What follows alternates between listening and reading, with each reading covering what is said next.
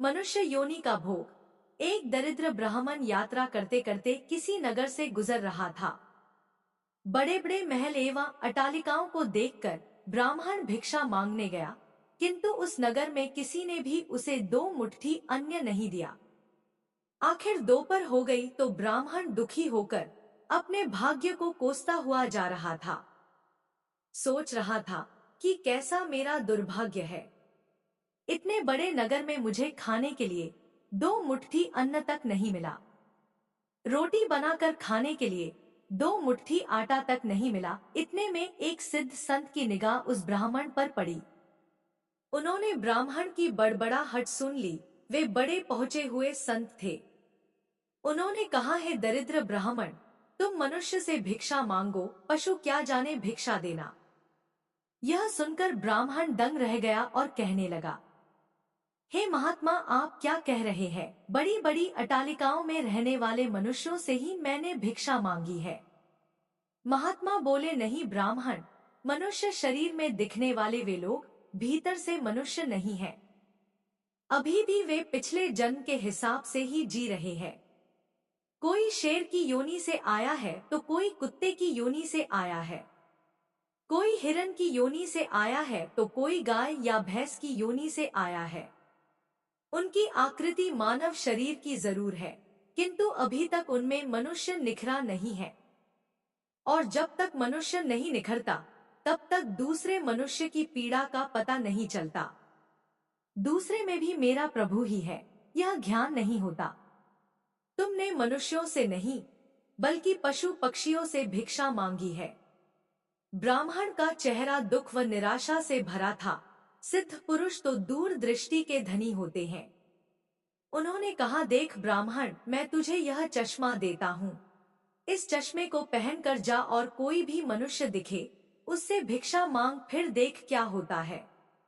वह दरिद्र ब्राह्मण जहाँ पहले गया था वही पुनः गया और योग सिद्ध कला वाला चश्मा पहनकर गौर से देखा।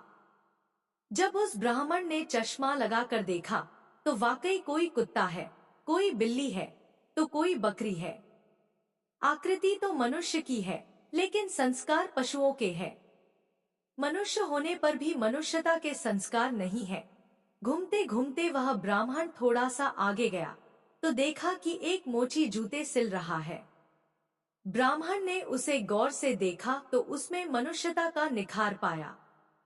ब्राह्मण ने उसके पास जाकर कहा, भाई तेरा धंधा तो बहुत हल्का है और मैं हूँ ब्राह्मण, रीति रिवाज एवं कर्मकांड को बड़ी चुस्ती से पालता हूँ।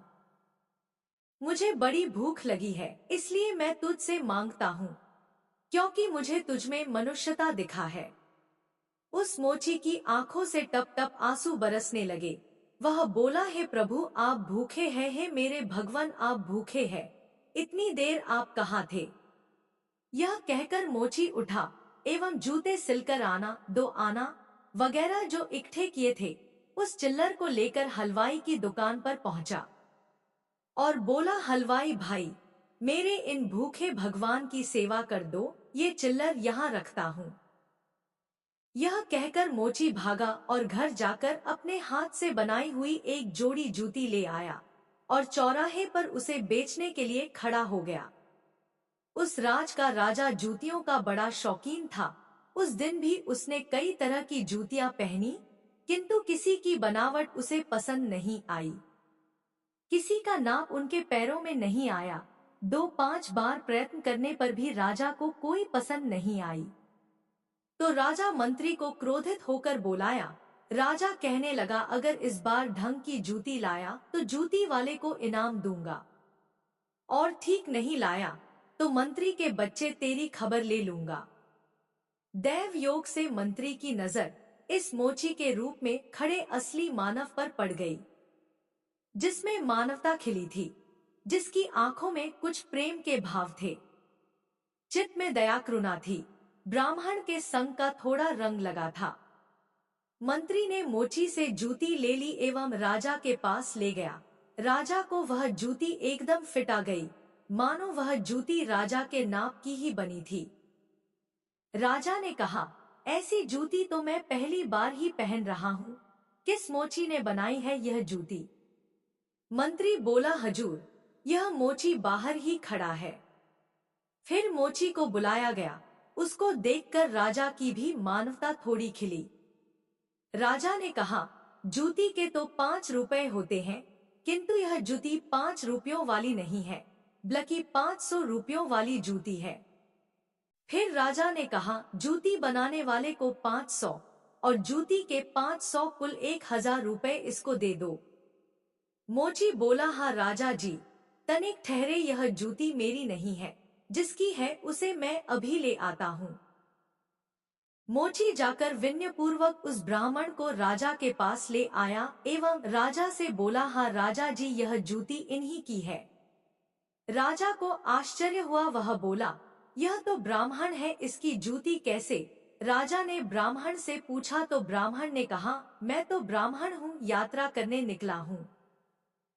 राजा ने कहा, मोची जूती तो तुम बेच रहे थे, इस ब्राह्मण ने जूती कब खरीदी और बेची?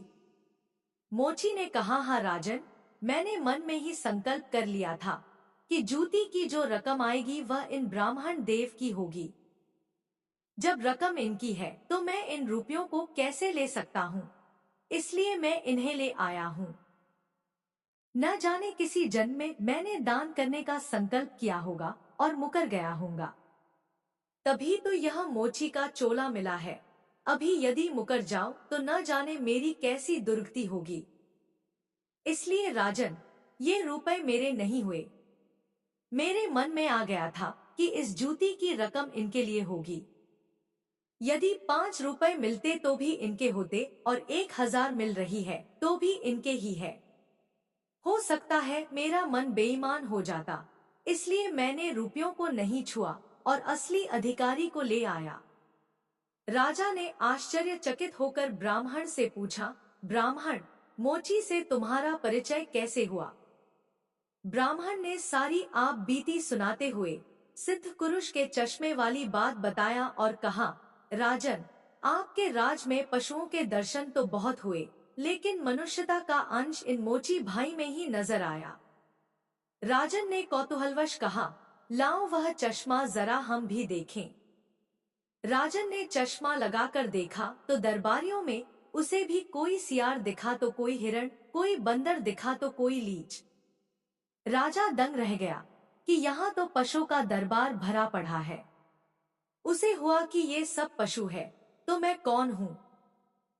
उसने आईना मंगवाया एवं उसने अपना चेहरा देखा तो शेर था। उसके आश्चर्य की सीमा न रही। ये सारे जंगल के प्राणी और मैं जंगल का राजा शेर, यहाँ भी इनका राजा बना बैठा हूँ।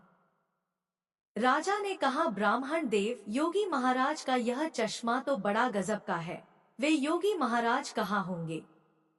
ब्राह्मण ने कहा, वे तो कहीं चले गए। ऐसे महापुरुष कभी कभी ही और बड़ी कठिनाई से मिलते हैं।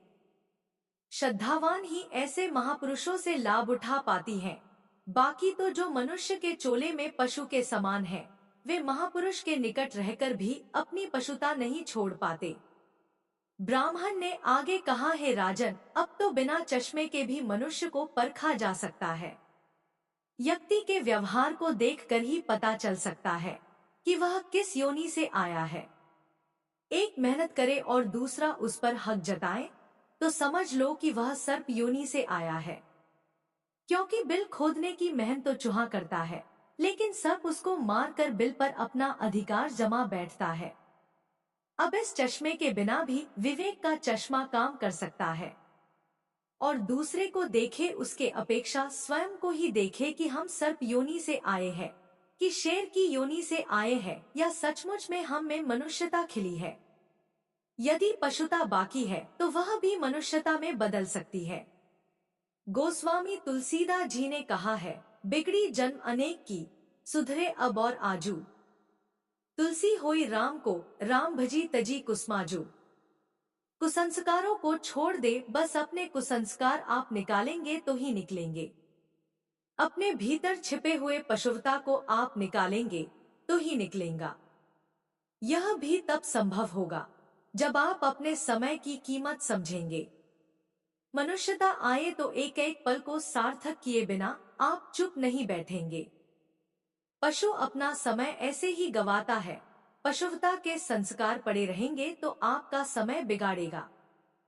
पशुवता के संस्कारों को आप बाहर निकालेंगे एवं मनुष्यता के संस्कारों को उभारेंगे। फिर सिद्ध पुरुष का चश्मा नहीं, बल्कि अपने विवेक का चश्मा ही कार्य करेगा। और इस विवेक के चश्मे को पाने की युक्ति मिलती है हरि नाम संकीर्तन, यानी सत्य का संग। और तोहे आत्मजनों, मानवता से जो पूर्ण हो वही मनुष्य कहलाता है।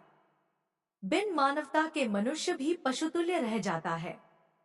इसलिए आप जो भी कमा रहे हो उसमें से कम 2% दान करते रहे, जो सेवा आपको सही लगे उसमें। अगर आपको हमारी कहानी अच्छी लगी हो तो वीडियो को लाइक करके कमेंट में जय जय श्री राधे लिखकर चैनल को सब्सक्राइब जरूर कर ले। धन्यवाद।